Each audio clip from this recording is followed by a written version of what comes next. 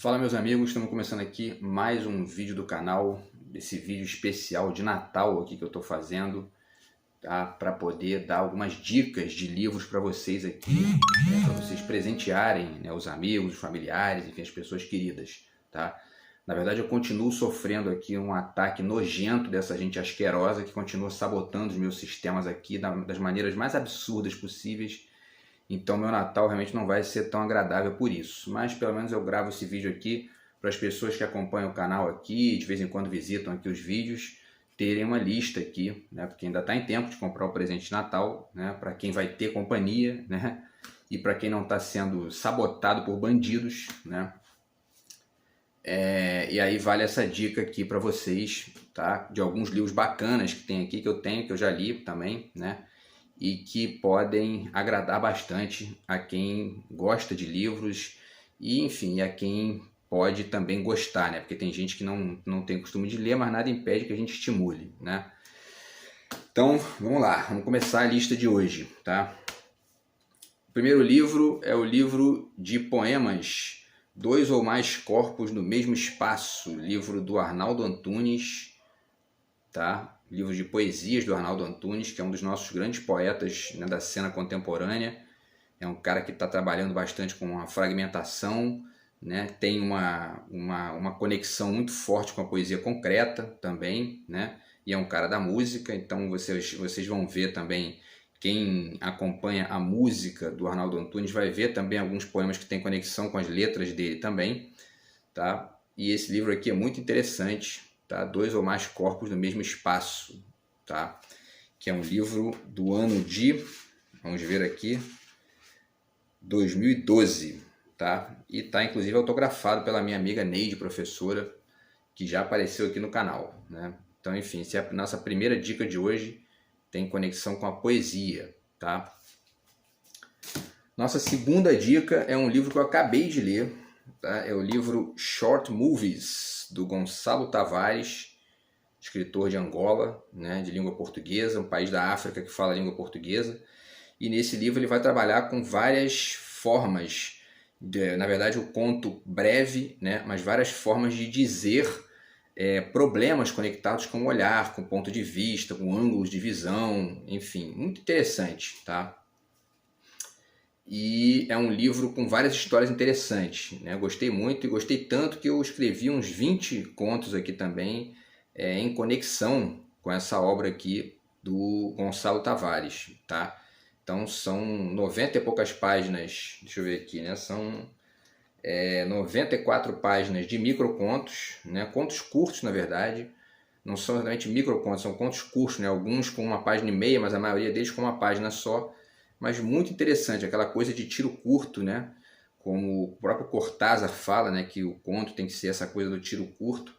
E são histórias muito bem feitas, né? Tem algumas aqui que são sensacionais, tá? Vale muito a pena e indico para vocês porque inclusive é uma forma ali de atrair as pessoas que ainda não são tão acostumadas com a leitura, porque as histórias são breves, né? Então aos pouquinhos a pessoa vai entrando no ritmo ali, tá? Então uma ótima dica aqui, Short Movies, do Gonçalo Tavares. Nossa terceira dica também é um livro com contos curtos, tá? É o livro Sete Vidas, Sete Contos Mínimos de Gatos. É um livro da Heloísa Seixas, está aqui, ó, tá vendo? Nessa capa bacana aqui da Kozak Naif, que é uma editora que infelizmente já acabou, né? Mas que tinha sempre um grande primor aí no seu trabalho editorial, seu trabalho gráfico, né? Então aqui vocês vão ver 7 histórias curtas da Heloísa Seixas sobre os gatos, né? Sobre o mundo dos gatos. Eu tenho 2 gatinhas aqui, já apresentei para vocês aqui algumas vezes. Já tive outros, né, na vida. O gato é um animal sensacional. E tem várias características interessantes dos gatos que ela trabalha nesses contos, né? Justamente as 7 vidas, por exemplo, né? A coisa das 7 vidas dos gatos, enfim, a agilidade felina, ao mesmo tempo aquela coisa sorrateira, né? Elegante. Todos esses elementos dos gatos comparecem aqui nos contos da Heloísa Seixas, nesse livrinho bem legal que eu também li esse ano. Achei inclusive numa feira de livros que tem aqui na Praça Sans Penha, na Tijuca. Tá? E vale a dica da própria feira também para vocês, porque ele tem muita coisa legal, muitas vezes 3 livros por R$10, quer dizer, e a maioria em bom estado, então quer dizer, você consegue inclusive dar um presente ali bom, bonito e barato, né? Então vale a dica também da Heloísa Seixas, esse livro muito legal aqui, é a nossa terceira dica de hoje, tá? A quarta dica, então saímos dos contos e vamos para a parte de ciência e filosofia, tá? Esse livro aqui é um livro do meu xará, o Marcelo Gleiser, tá? A Dança do Universo, um livraço também. Eu conheci esse livro, eu tinha 22 anos, esse livro aqui é de 1997, na verdade, e é um trabalho fantástico do Marcelo Gleiser, porque ele faz um roteiro da história da ciência, desde os gregos, passando, né, pelo Galileu, Copérnico, enfim, os nomes todos os nomes importantes da história da ciência, e passa, né, evidentemente pelo Newton, pelo Einstein, pela física do século XX, teoria da relatividade, mecânica quântica, uma série de descobertas interessantes conectadas com o saber científico e conectadas, né, com o método científico de maneira mais ampla, tá? E além disso ele faz algumas conexões muito interessantes também entre a ciência e a poesia nesse livro. Então, enfim, um livro muito legal. Vocês veem a capa também aqui da Companhia das Letras, né? Com um fragmento aqui de um quadro do Van Gogh, né? Então, quer dizer, muito bacana, muito bem feito aqui o trabalho também, e um livro muito interessante para quem quer entrar, né, no conhecimento sobre física, sobre ciência de maneira mais ampla e divulgação científica, né? Conhecer esses dados, essas informações. Nesse período de negacionismo aí da direita brasileira, a gente tem mais é que indicar essas obras, né? Porque são importantes para a gente fazer o contraponto a isso e para as pessoas também se interarem mais, né? Assim, enfim, se aprofundarem mais no saber científico e em outras áreas aqui na filosofia também, para poder ampliar, inclusive a crítica da própria ciência, né? Porque tem muita gente aí na ciência que é farsante e é bom a gente ler essas coisas para poder denunciar essa gente, para poder, enfim, para poder conhecer também esse lado B da coisa, né? Então vale a pena, muito a pena aqui a dica do livro do Marcelo Gleiser, tá? É A Dança do Universo, dos mitos de criação ao Big Bang. Beleza, pessoal? Então, a nossa quarta dica de hoje. A nossa quinta dica de hoje é esse livro muito interessante também do José Miguel Wisnik, tá? A Maquinação do Mundo, Drummond e a Mineração. Então, esse livro aqui é muito interessante. Eu li esse livro numa situação muito difícil que eu vivi aí. Mas um livro muito importante, muito interessante para poder compreender, por exemplo, né, a história da Vale do Rio Doce, né, que é essa empresa aí que foi criada, né, para ser uma gigante da mineração. Depois foi, ela passou pelos governos, né, do Brasil, depois foi privatizada pelo governo desastroso do Fernando Henrique e se transformou aí numa empresa que inclusive protagonizou a destruição de duas cidades, né? A cidade de Mariana e a cidade de Brumadinho, né? Então o José Miguel Wisnik faz aqui uma reflexão sobre a relação do Drummond com a Vale do Rio Doce, porque na obra do Drummond, tanto na obra poética dele, na obra no conjunto de poesias dele, quanto nas crônicas, ele tem uma série de denúncias que ele faz sobre a Vale do Rio Doce, porque a Vale do Rio Doce nasceu na mesma cidade que o Drummond, né, que é a cidade de Itabira, né, em Minas Gerais, tá? Então, muito interessante, e o José Miguel Wisnik mantém aqui, né, o alto nível do trabalho dele, né? Tem outros dois livros dele muito interessantes também, que a gente já mostrou aqui, o livro dele sobre o futebol, que é o Veneno Remédio, um grande livro, livraço, que eu indico para todo mundo que eu conheço, enfim. E se eu estivesse em sala de aula, né, se eu não tivesse aí, né, enfim, com a vida sabotada, eu com certeza estaria trabalhando esse livro, porque os livros dele, né, de maneira geral, e escrevendo coisas também parecidas, porque é um diálogo que eu gosto de manter aqui com a produção brasileira. O Wisnik é um dos grandes filósofos brasileiros da atualidade, tá? E também o livro dele sobre a música, né, que é O Som e o Sentido, que é um livro interessantíssimo também, muito bacana. Vale muito a pena indicar. Então segue aqui, tá? Maquinação do Mundo, Drummond e a Mineração. Tá? Um grande livro do José Miguel Wisnik. É a nossa quinta dica de hoje. Tá? 4, 5, né? Então, nossa sexta dica de hoje é esse livraço também, Eichmann em Jerusalém, da Hannah Arendt, que inclusive é quem dá nome a uma das minhas gatinhas aqui. Vocês viram ela no último corte que a gente fez aqui, né, no vídeo de ontem. E Eichmann em Jerusalém é um grande livro também. Também li esse livro com 20 e poucos anos ali, um livro que fez a minha cabeça também naquela época, importantíssimo na minha formação. E ela mostra, ela faz um roteiro aqui de análise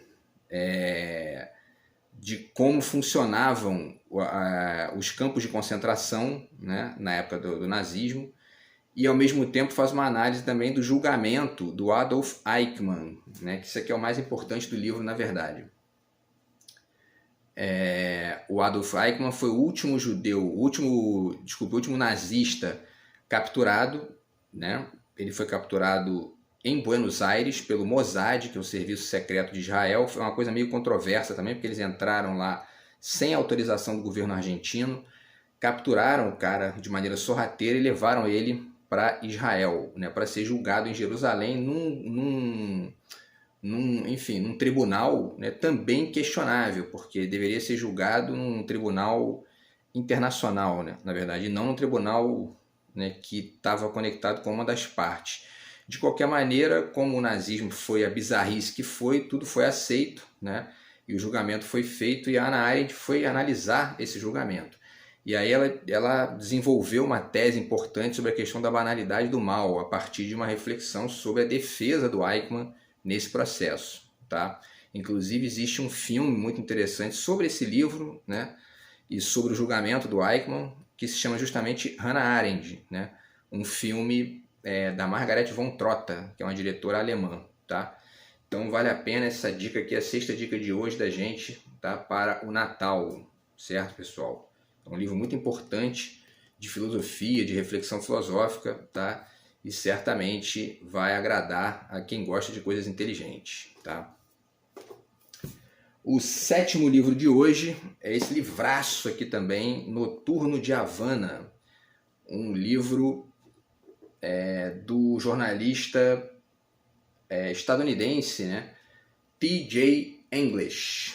Tá aqui para ficar a imagem legal aqui. Então o subtítulo é esse: Como a máfia conquistou Cuba e a perdeu para a Revolução, né? Então é fantástico, assim, um livro fantástico, porque ele conta, na verdade, como era Cuba antes da Revolução Cubana. Quer dizer, como era Cuba antes da entrada lá do Fidel Castro, do Che Guevara, né? Do Raul Castro e dos Camilo Cienfuegos, né? Que são os principais líderes ali da Revolução Cubana, que gerou a modificação no país. E ele conta, né, porque a gente está vivendo uma época muito bizarra no Brasil, né, com, enfim, fake news todo dia e esse anticomunismo bolsonarista estúpido, né, que existe no Brasil. E a indicação desses livros é interessante para poder fazer um contraponto a isso, para a gente entender melhor como funcionou o processo, né? Existem vários filmes também sobre isso, filmes sobre a vida do Che Guevara, por exemplo, né? Tem vários filmes interessantes, documentários também. E esse livro aqui é um livro muito interessante que toca em temas que eu não tinha visto nem nesses filmes bons, né? Por exemplo, a forma como a máfia dos Estados Unidos tomou conta da ilha, junto com um ditador chamado Fulgêncio Batista, que era um ditador, né, que tomava conta da ilha para os americanos ficarem ali, né, usando a ilha para cassinos, bordéis, enfim, trabalho escravo, né, enfim, ganhando $2 milhões por ano para poder tomar conta da ilha como ditador, né, era uma ditadura de direita, né, enfim, e a forma que os cubanos acharam para poder escapar disso foi a revolução feita pelo Fidel, pelo Che, né, e aí depois passaram a sofrer um embargo econômico violento e não conseguem crescer de maneira mais ampla até hoje, apesar de terem uma saúde, né, de renome mundial e uma educação também de renome mundial na ilha, né? Enfim, então só não conseguem superar isso, uma certa defasagem ali tecnológica, enfim, coisa do tipo, porque tem um embargo, né? Então Cuba para mim é uma experiência muito bem sucedida e a gente mostra que nesse livro, né, a dica de hoje desse livro aqui é para vocês entenderem melhor esse processo, porque quando a gente descobre como era Cuba antes da Revolução, a gente percebe por que ela aconteceu, né? Então vale muito a pena, tá? Esse livro do T.J. English é a nossa 7ª dica de hoje aqui para o Natal, tá, pessoal? A 8ª dica de hoje é esse livrinho aqui do Jefferson Tenório, O Avesso da Pele, grande romance também do Jefferson Tenório, premiado aqui no Brasil com o Jabuti, né? Fala de um caso de racismo, né, no Rio Grande do Sul, né, o personagem, o protagonista, né, narra várias situações ligadas ao racismo, e é um livro muito importante, né, um romance muito importante que se inscreve nessa lógica de colocar em questão esse problema, que é um problema histórico do Brasil, que é o racismo, e que tem que ser superado, a gente tem que ir chegando aos poucos aí em soluções para isso. A gente viveu aí, né, vale repetir, o governo desastroso do Bolsonaro, que inclusive colocou o tal de Sérgio Camargo, né, na Fundação Palmares, e um sujeito completamente avesso, né, ao movimento negro, completamente avesso ali a uma perspectiva de inclusão mais ampla. E a gente viveu isso nos últimos 4 anos graças a essa vitória da direita no Brasil, que o tempo todo atrapalha o país a crescer, enfim. A gente teve o golpe contra a Dilma também, que inclusive ontem ou anteontem saiu a notícia aí de que as contas da Dilma em 2014, 2015 foram aprovadas, quer dizer, entendeu? Chega a ser até uma piada de mau gosto isso, né? Mas enfim, se alguém ainda não entendeu o que foi golpe, né, parece que está muito claro agora, né? Então, enfim, o Jefferson Tenório faz esse romance que, além de tudo, é muito bem escrito, né? Uma história bacana. Tem ali umas questões estéticas de forma de texto, né, que eu trabalhei com vocês aqui num outro vídeo, mas o fato é que o livro é interessante, ele é importante da gente ler, né?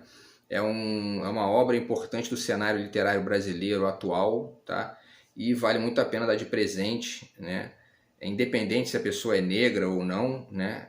Ganhar esse livro é um presente, porque ensina uma série de coisas interessantes aqui em relação ao racismo, né? E dá uma arma também para a gente lutar contra os racistas e contra as pessoas aí intolerantes de todas as cores, né? Porque tem intolerantes em todas as cores. O Sérgio Camargo é um exemplo disso, e existem também outras pessoas que também são exemplo disso. Tá, pessoal? Então é a nossa 8ª dica de hoje, tá? Jefferson Tenório, O Avesso da Pele.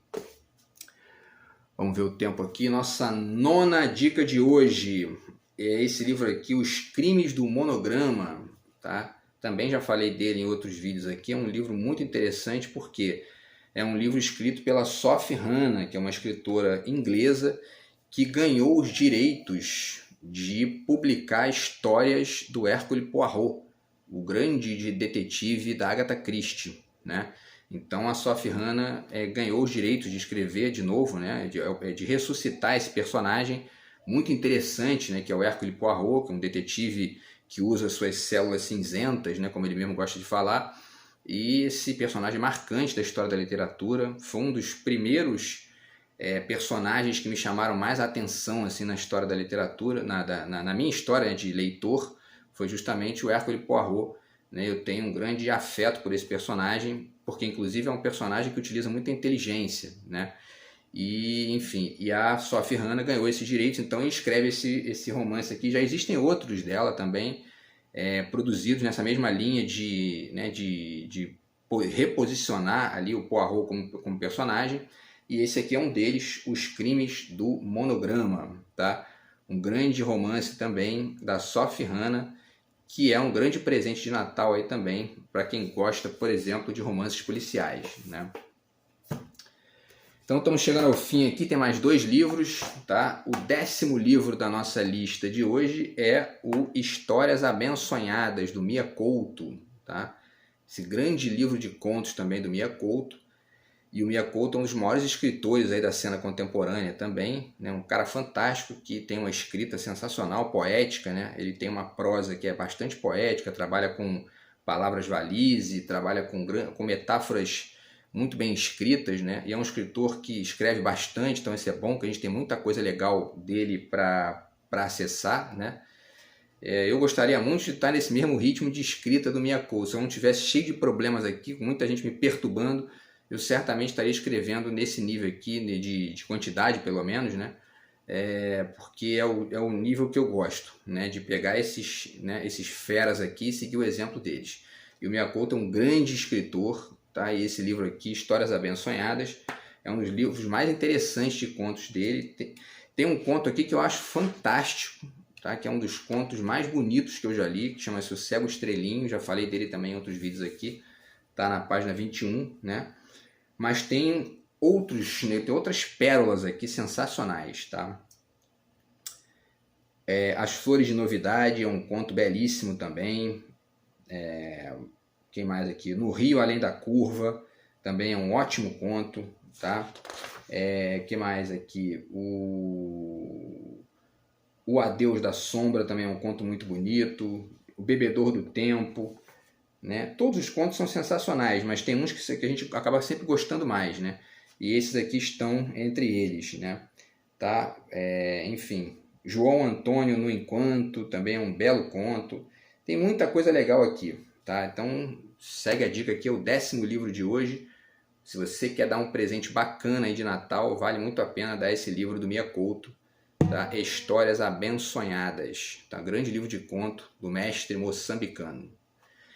E a gente finaliza, né, com uma dica minha aqui, né, de um livro meu. Se você quiser dar um presente, um livro meu, né, para seus amigos, né, seus familiares, segue esse ensaio, tá, que eu escrevi em 2011, chama-se O Poeta, o Canibal e o Espelho, tá publicado pela editora Multifoco, e ele ganhou o concurso internacional da União Brasileira dos Escritores de 2012, na categoria ensaio, tá?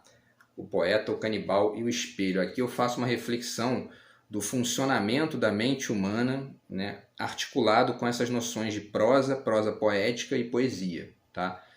Acho muito mais interessante do que todas essas ciências psi que existem aí, que ficam rotulando as pessoas. Aqui, na verdade, é um trabalho ensaístico que não tem, né, vistas a rotular ninguém, tem vistas a refletir a questão sem esses apegos, né, enfim, toscos que a gente vê por aí. Então, O Poeta, o Canibal e o Espelho, tá?